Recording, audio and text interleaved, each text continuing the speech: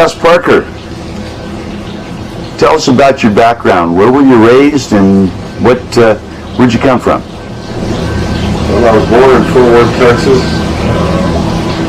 The year was 1924. On August the 16th, about 6:30, just in time to go out for the evening. So tells me it was a Saturday night. So tell us, did you get raised around that area, Fort Worth? Pretty much after I was born, my family moved to San Angelo, Texas, which is 500 miles from everywhere in Texas. And we lived there through my graduation, went off to the service for 3 years, and came back and graduated from the University of Texas in 1950. Now, I understand you played football, is that right? High school football. Oh, you played high school football. What position did you play? I played end and right tackle my senior year. I was planning on playing football on my return from the service, but I had an unfortunate encounter with a gentleman with a pocket knife. And so he sliced my neck muscle so badly that basically left me with the strength of a half an egg. I got to follow that one up. You got to tell us about that little incursion. How did that all happen? Well, it's one of those things that's inexplicable. I was driving on a 3-lane highway, no traffic to speak of, in a 1921 Model T Roadster, which was my fun car in college. And I was taking my girlfriend home. We'd seen a couple of movies that afternoon. And a car ran into the back of me and then pulled up alongside of me, and the driver pushed me out. And it was 6 o'clock, and I had a little bit of headache, and I was very annoyed that someone was running the back of my car. So I followed him, and I saw where he turned off, and he turned off into his own driveway. And I got out of my car and I walked over to him, and we had words. My question is, why did you do what you did? And he cursed me out and said, why didn't you get out of the way, you big whatever. And I started saying, well, if you'll take off your glasses.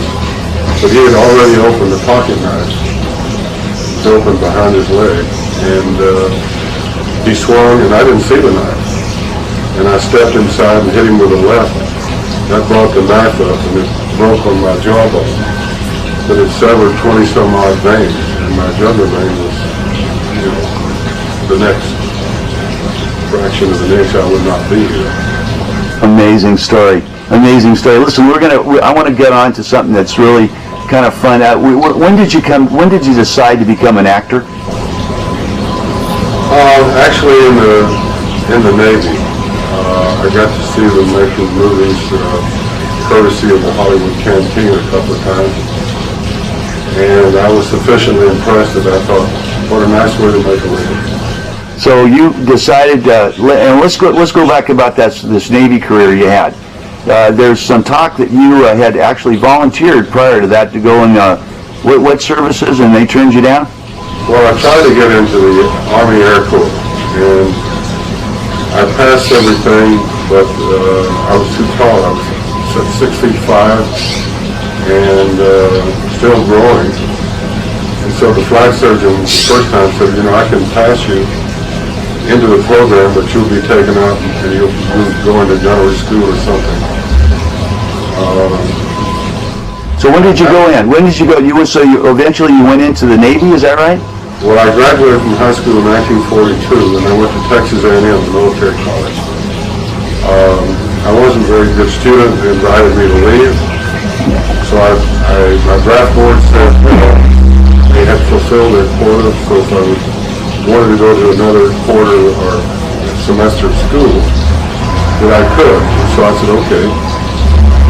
And at the end of that, I volunteered for the Navy. But in the meantime, I went to Dallas with some of my classmates at Texas A&M to try to get into the Naval Air program.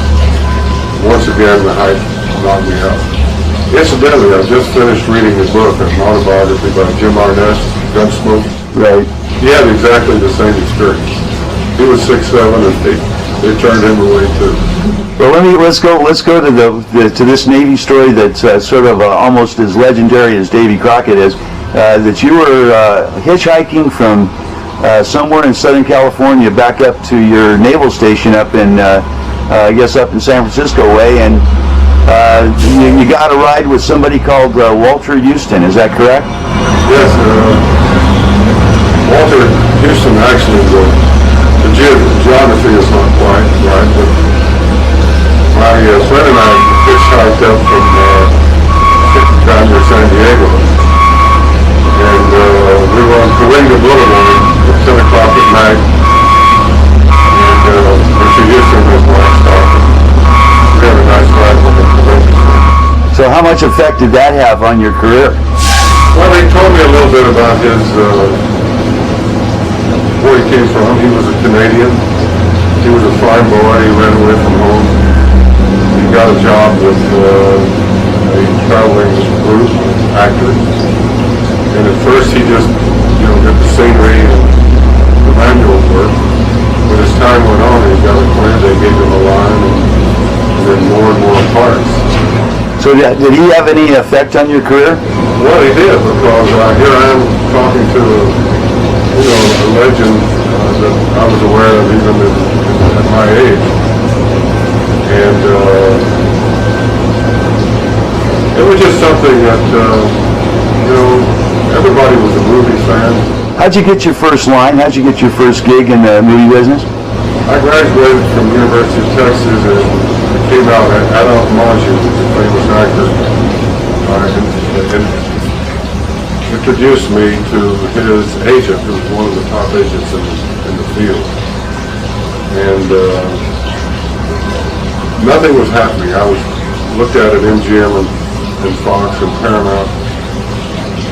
So I decided to use my last year of the GI Bill and go to the USC graduate school. And I was studying history of the theater. And at the end of that second semester, a friend of mine said, "They're going to put a couple of guys in the national company of Mr. Roberts with Henry Fonda. And if you're interested," I told Billy Hammerstein Jr. that you might call. Well, he was over at Paramount. So I called and went over to see him. And so some legends, Leland Hayward, Joshua Logan, and Henry Fonda put us into their company up in San Francisco. And so from June until September, I was at the Gary Theater and the Biltmore Theater in Los Angeles, talking to people like Jack Klugman and Lee Van Cleef, on occasion with Henry Fonda. You were hanging out with the right group. I was hanging out with guys that all had expectations and certainly realized it. All right, let's move on a little bit now. As a living legend, there's been two people that we can think of in the history of film that actually represented their characters as people would have generally perceived them to be. One of them was Christopher Reeve as Superman, and the other one was Fess Parker as Davy Crockett. That's interesting. And those are the two characters that we can think of that absolutely represented everything that you'd hold in your mind as what those characters were set to represent. Now, when you got your job with Disney, and he got you into that, what was your first thought when you got the part as Davy Crockett? Well, being a Texan, you have to understand the education system. The mandatory history that you take in that system is Texas history. And it's, certainly as important and maybe more so in the Texas psyche. But I had read about Davy Crockett from the time I was 8 or 9 years old in a book that was put out by one of the oil companies. It was a black ink pen cartoon type book of the Texas history from the days of the Indians to the Six Flags of Europe that took over Texas at one time or another. So it was very familiar territory. I think the thing that was interesting to me was the theatrical characterization that Tom Blackburn, who wrote the screenplay, and Bill Walsh, the producer at Disney, put into it, and they made it fun. They stuck pretty much to the historical arena, but not for exactly as Davey might say. All right, let me ask you this. You know, there's a word called phenom, and a phenom is something that was kind of a brand new word back in 1954, but as literally millions of kids, all and parents, by the way, all over the country turned on Walt Disney and Walt Disney's Disneyland, I think they called it at that time, and watched the first episode of Davy Crockett. You had people spellbound for, and across the world, mind you, for so many years with this character. And you just wondered, you know, I mean, did they have a marketing plan? Did Madison Avenue already have this thing already? Everybody thinks, well, they already had it set up. I mean, did Madison Avenue had all the Davy Crockett dolls and all that kind of stuff already set up before you shot that first, or actually appeared on that first episode? That's like living home on a vacation and forgetting the dog. The Disney people were so involved in the preparation for Disneyland. They had other projects, and this was a television show that was done in order to have a support from ABC, the third-ranking television station. So they really were caught.